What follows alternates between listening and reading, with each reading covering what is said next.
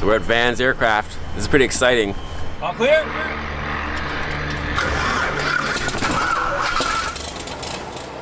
We did a comprehensive comparison test flight of 5 different airplanes. It's a pretty interesting comparison you're going to get to do right now. Can we do a full roll comparison in both airplanes? Oh, sure, we'll do that. All right. I do a roll. And I think I may have discovered the first airplane I want to try ownership with. So let's go back to the airport and let you try to land. Try.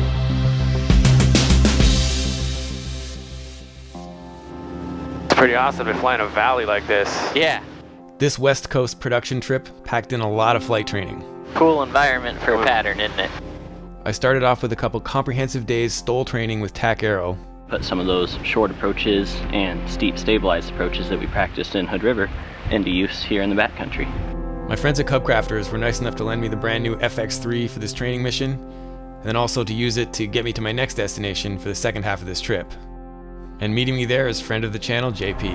All right, I am at Aurora Airport. The main reason I'm here right now today is Chops. Mr. Flight Chops is inbound in a Carbon Cub, and I'm waiting for him.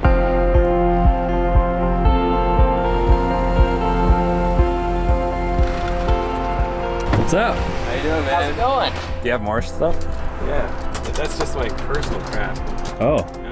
I was actually quite surprised how light you packed. Well, that's not terrible. You think that's gonna fit an RV-10 with your stuff? Oh yeah. This is something I've wanted to do for a long time, like since the beginning of Flight Chops. This is legendary in the aviation community. So we're at Van's Aircraft. This is pretty exciting. This is one of the first airplanes that I looked at seriously thinking this is something I could own way back when I started flying in the 90s. I feel like it's a very, very humble lobby considering the significance that Vans has had. Many people say this company played a major role in saving general aviation during the tough times in the 80s, and I was definitely going to talk to the man himself. I'm just getting ready to talk to Richard Van Grundmann. Basically everyone around here just calls him Van. He's the man, the creator of this mecca for home builds. These airplanes are awesome. Well, this began as an outgrowth of my own interest in aviation and trying to get better airplanes to fly, more performance and more exciting, if you will. Starting first modifying existing airplanes, then designing and building from scratch. Now, although he's technically retired, Oh, I got a phone. You want to get that? No, that's cool if it's important. Take I'm it. sorry, I should have turned it off. Van is definitely still involved. This is Dick. He's absolutely not a figurehead, Yes. and he flies his personal airplane in most days. That was kind of going to lead to one of my questions anyway. You just flew into work here and you're working. They humor me and they give me a desk that I can sit at and make a mess. Cool. Well, I like to be part of it, even though the business will run very well without me right now. I just enjoy being here. I live about 30 miles from here. It's on a residential airport, so I can just fly from there to here, and it works pretty well. Yeah, that's cool. It was super cool of Vans to have me out here, and it was even cooler that they set me up with their in-house instructor, Mike. My name is Mike Seeger, and I do the factory flight training for Vans RV airplanes. And cooler still, that I got to fly 5 different RVs over the course of the weekend. This episode will compare the RV-7A with the bigger RV-14A, and throw in the tail wheel version, which is the RV-14. I'm very excited about that one. In part 2, we'll do a top to bottom comparison, taking the RV-10, the biggest and most expensive of the product line, and contrast it with the RV-12, the smallest and most affordable of the Vans fleet. It was really cool to start the adventure flying this particular RV-7, which has a special place in my heart. When I met Mitch, now president of Vans, I knew I had to share this story. So I've been carrying around this photo since 2001, I guess. It was literally around that time when you guys were probably doing a marketing push. That's right. It was introduced to Sun and Fun 2001. Since I realized that this airplane looked like a real airplane that wasn't insanely expensive. It was really exciting to me when I just had gotten my license. I was trying to think of how could I possibly be an owner. Am I right? This would have been the late 90s, early 2000s or when? 2001. 2001, okay, so there you go.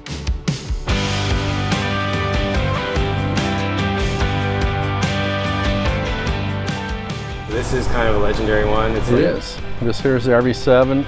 It's now an A model. It started life as an RV-7 originally, but it got converted after the original testing to the tricycle conversion, the 7A. And so anyway, that's what we're going to be flying right now. Cool. Starting off. All clear?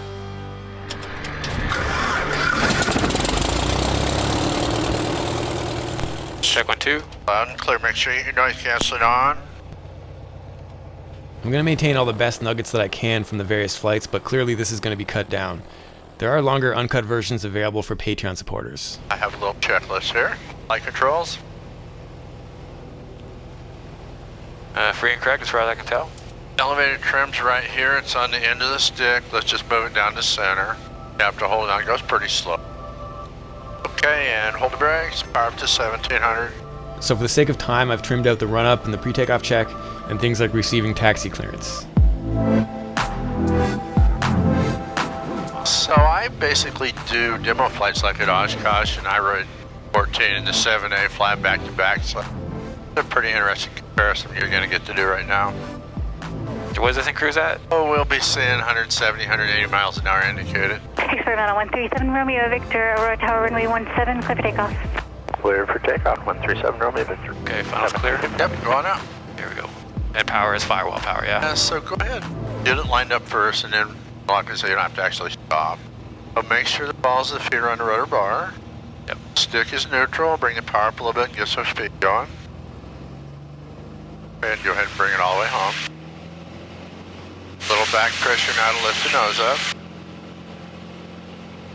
Okay, now forward so don't come too high. Okay. Well, it just flew away. Didn't even rotate.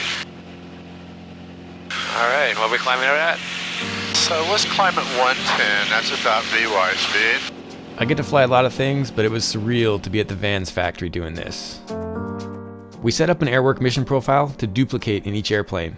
I'll be intercutting between them, so let's get the RV-14s airborne.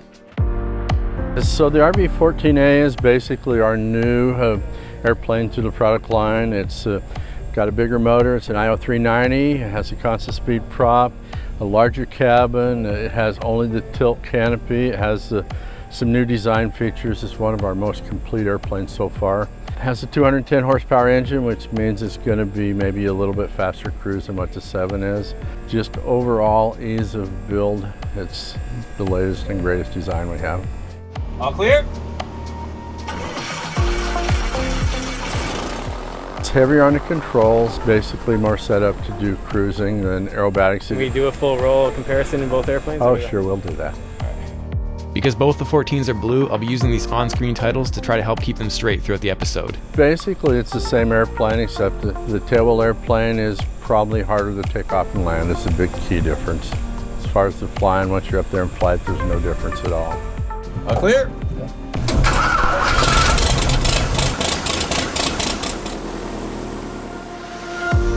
It was immediately pretty clear to me that the 14 felt just right. The A model felt great too, but my tailwheel bias definitely had me leaning toward the 14. So don't you think the plane just feels a little more solid than the little RV-7 does? Yeah, just the way it's taxiing. Yeah. The gear's not quite as twangy. Definitely it's going to respond slower to you. Is this feeling a little more T6-ish? Definitely feels like it's in the comfort zone where I'm supposed to be. You like tailwheel? Well, I got 16,000, 17,000 hours of tailwheel time, so. Wow. So it seems to me it's going to want to be pretty much treated the same, really, in terms of the way you get the nose up when you're landing, and it's just going to be a tailwheel rollout, which is going to require tailwheel level of attention. It's light on the controls. It's pretty slick on the rudder, so it's kind of hard to keep it going straight down the runway, as you'll find out soon. Just keep those feet dancing? Keep them feet dancing, that's right. Now for takeoff, I guess we're going to lift the tail a little bit. We are. Yeah. 4 Victor Alpha, runway 35, clear for takeoff, westbound departure approval. 4 Victor Alpha, clear for takeoff, 35. So here's how I like to take off in these planes is you'll start with the stick at neutral rather than to pin it all the way back. But just let it find its own position. So obviously these airplanes are quite similar, but the differences become immediately apparent with the takeoff, which is simpler in the 14A. Clear for takeoff, right crosswind, 214 Victor Alpha. The one thing you will notice about this airplane here is you have to pull a little harder on that elevator to lift that nose up. Right, so you're somewhere closer to the 182 feel? I would say. Is the RV-10 even heavier in nose, or? About the same. Okay. About the same. So this is kind of like a two-seater RV-10? Yeah, it is. Real close to a two-seater RV-10. Okay, heels are lower on the pedals, and we're gonna go. Get some steam going. This little airplane here is quite responsive, and it's a little bit of a handful to take off and land. Applying the back pressure, lift the nose up and then forward so it doesn't come too high. As with most tailwheel airplanes, you need to push forward a little bit initially on the takeoff roll to get the tail up in the 14. But once they're in the air, these two airplanes are very similar. And we're done with the pump. You can turn it off. And whenever you're ready, clear and start your left turn out westbound. Alright, so now that all three are airborne, we can commence the comparison testing. Okay, let's level out. This feels pretty smooth to me. So just leave the power at 25. Okay. Let that speed build. Put the nose down maybe lower than what you're normally used to. And get her up 150, 160 indicated. Just see if you can pick yourself something on the horizon for a landmark. Yep. And let's just start with a couple medium bank turns, one left and one right. Like a full 360? Yep, whenever you're ready. Alright, clear left. Up, clear. Honestly, all three airplanes were super responsive and intuitive to fly. The 14s were just a little bit less twitchy and more solid feeling than the 7. Just watch that you don't climb. You're kind of climbing there. Well, when I started, there was not really a kit plane industry yet to speak of. It was more just home building from scratch or plans or whatever, and we kind of grew with the industry, and we had a very conservative approach. So we just kind of followed the trends, didn't do anything extreme, and we survived. Well, aviation has been pretty important to me because it means I didn't have to get a real job. All my life I've been able to do what I really enjoy. Admittedly, at times very long days and hard work, but if you enjoy doing it, it's not really work in the strict sense of that word. It's one reason I'm still involved here, is that I enjoy doing it. Hopefully, it just will lengthen a person's life, or at least the quality of life. What I'd like to do now is to set the thing up for an approach to landing stall, and how we're going to do that is just to bring the power all the way back to idle smoothly, prop in. Now you can put the flaps all the way down. At the same time, pitch the nose forward to capture 85. All right, now this is going to, of course, be a full power recovery. So once you're all trimmed up, then we'll nose up into landing attitude and do our stall. Now first, just pick the nose up level like you do in the landing. Now just hold it right there by squeezing it back until you get to stall. Just above it, there it is. Stall. Yep. All right. Once you get it all trimmed up here, I want to go ahead and bring the nose on up. We're going to slow it down due to takeoff departure stall. Remember to feed a little right rudder as we slow down, squeezing it back. I feel like I'm going vertical. A little bit of right aileron, you turn left. Okay, now keep squeezing it back. Squeezing it back, keep pulling it back. There it is.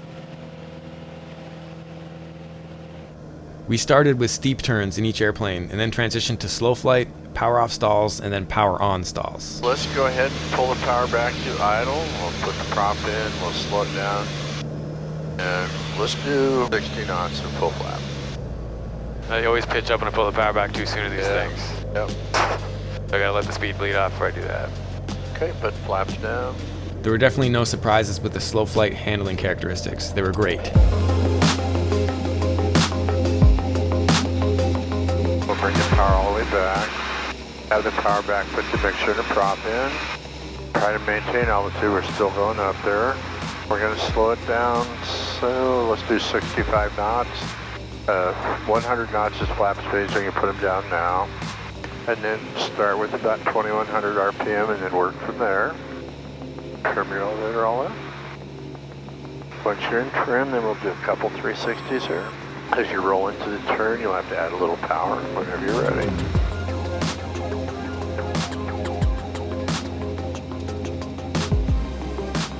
And enough power to maintain level flight and maintaining 60. Make sure it's all trimmed up. We'll try a couple 360s here whenever you're ready. So, do you think it feels like the other airplane? I think so. What do you think? I think it does. I like the feel of it with the stick that this airplane has. I think the stick is making it feel easier because it's more leverage, right?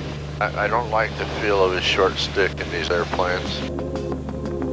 So this airplane is powered with the IO360. And with 200 horse, it has about the same power to weight ratio as the other plane has, being it's a tricycle gear.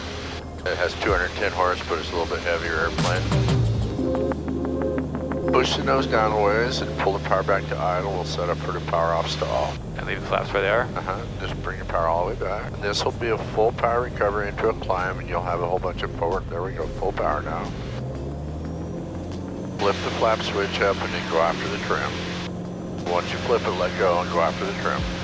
This ended up being more of a comparison about noticing the difference between the stick configurations. The RV14 had the longer stick with the side-by-side switches, but the 14A had the short stick with the flap and trim switches above each other. Squeeze it on back, keep squeezing it back and back, okay. Okay, so there's what the stall light, power off, go ahead and try it again. I wasn't looking at speed, but what was it at roughly? So I'll call it out to you this time. There's 5250, about 48 knots indicated. 48? Uh-huh. Cool. All right, now we're gonna do it one more time. This time you'll be doing a full power recovery into a climb. So this is where it gets sticky with the short stick and the button layout, and also this flap switch is not a toggle, but rather you have to actually hold it down while the flaps are in transit and while you're trying to retrim. Make it climb, flaps up. Yeah, I'm just trying to do trim and flaps at the same time. It's a hard choice here. But that was the shocking amount of like fighting with it to do the go around. It took me both hands, like intuitively I was like, whoa, both hands, I'm trying to go flaps up, trim up because they're both here. So it does take both hands on the go around. Yeah, I guess you were ready in case I didn't get it? Yep. That's a good way to do it though. I'll never forget that. I guess that might surprise people. If you don't push hard enough, you're gonna end up not pitching. I always make sure that I put it in that condition, especially on the go around several times so that people get it instilled. They know what to expect when they do a full power go around. So the good news is my intuitive response was just to do what I had to do. Yeah, I used 2 thumbs. Yep. So before we get into landing these things, I can't be here and not talk about learning how to build them. And to be clear, everything is custom right down to the stick configuration. All right, let's see how much I can screw up here. Okay, there's a number of different specific steps building an RV that we go through. One of them that we do initially at the beginning is preparation of the parts. Before you're actually even assembling parts with rivets, screws, bolts, there's usually some advanced preparation. First thing that usually involves is deburring. Just to be clear, like, so burrs would be this where the holes are or whatever? Generally the holes and the edges. So I got myself situated with these how-tos. Look out for me actually doing work on this in the next episode. If you want to do a roll, it'll round, right? That's all you need. Okay. Pick it up like that right there, relax, and we'll just put us upside down, back to right side up. All there is to it. Yeah, so you didn't do anything with rudder, did you? Not at all. Oh, that's weird. About 30 degrees? Yep, now stop. Yep. Now put the stick over. Just stop? Yep. Well, just put it over hard, you'll see.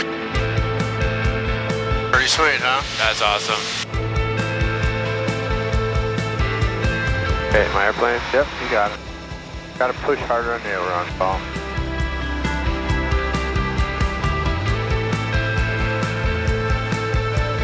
The RV14 was starting to shape up as my favorite airplane, so we added one more thing. And here we go. All right. Nice G. Pull about 2.5 G's on us a little harder. A little harder. Pull a little harder. Now keep that G on us till you find the horizon. Keep pulling.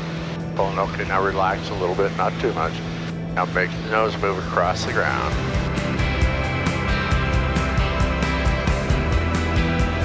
Nice. Yeah, that's beautiful. And of course, to keep it consistent between all 3 test flights. One quick roll when we level out. All right, go ahead. I do a roll. All right, that's about heading toward home there.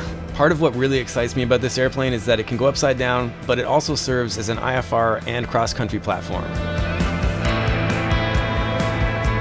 Awesome. Beyond impacting aviation directly with the airplanes, Vans is heavily involved in community outreach. It's called Teen Flight, the project where we take high school age kids and build an RV-12 over the course of about 2 school years, usually as an extracurricular activity. Davis is one of the participants, and he availed himself of this opportunity to the utmost degree. Since about 7th grade, I got my first Young Eagles flight, and I was hooked from there, and then started a teen flight program in 8th grade. I was a builder on that, and then became a mentor, and then the next few years after that, so I'm still involved as a mentor now. Went and got my pilot's license last year, and then flew Young Eagles to give back to the community and start someone else's journey. He started as a 14-year-old student and built, and then was a student mentor with a future class, and now had worked as an internship for Vans and is off to college. obviously we have great expectations for kids like that. And it's just great to work with them and watch them grow. I really love this about vans. Anyway, let's get back to the flying. So let's go back to the airport and let you try to land. Try. Experimental 137 Romeo Victor, Aurora Tower, right traffic runway 17, report midfield. All right, right traffic 17, midfield downwind 137 Romeo Victor. You're going to start thinking about downwind checks, gas, we can just leave it where it's at. Fuel quantities are here. Got the mixture rich, all good. Go ahead and turn the boost pump on. All right, looking good. A little high, a little fast, little power bit. back a bit. All right. So I'm going to straighten out. Go ahead and straighten out. You're going to drive it down there real close. Okay, now power to idle all the way. We're still a bit high, you got it a little closer. Power to idle all the way. Off. A little bit closer. Okay, now hold the nose up as long as you can. And of course, to prevent flukes, we'd be doing 2 landings apiece, the first being a touch and go. And I think even if, regardless of having just come from flying T6s a whole bunch, which are a lot higher, I still would have had trouble getting used to the eye to ground height in these things because they're so low. And up to 1800 on your power, we're looking for 75 knots. Runway 17, clear touch and go. A little high. On the RV, clear touch and go. A little bit.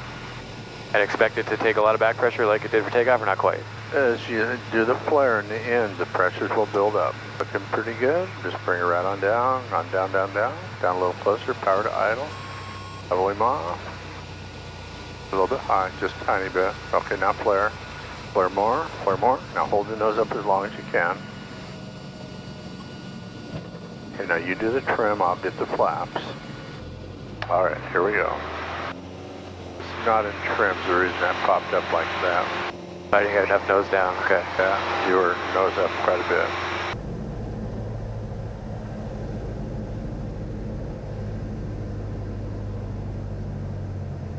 Dynamite, one mic is just off of one hearts, 900. Flare more.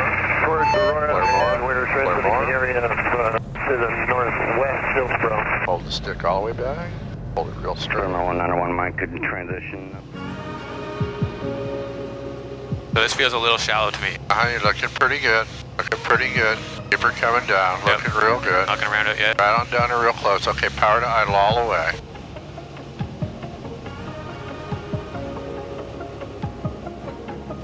Let nose up till the last dog dies. Yeah, I feel good with that one. Get the rest of the flaps in. Go ahead. And it's always a full flap landing, unless like extreme crosswind or something. Yeah, I always use full flaps.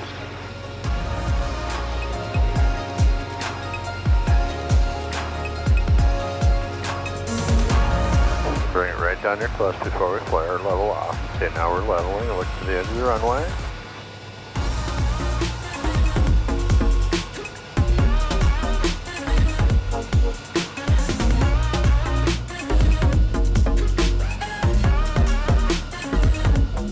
Smoothly bring us to a complete stop.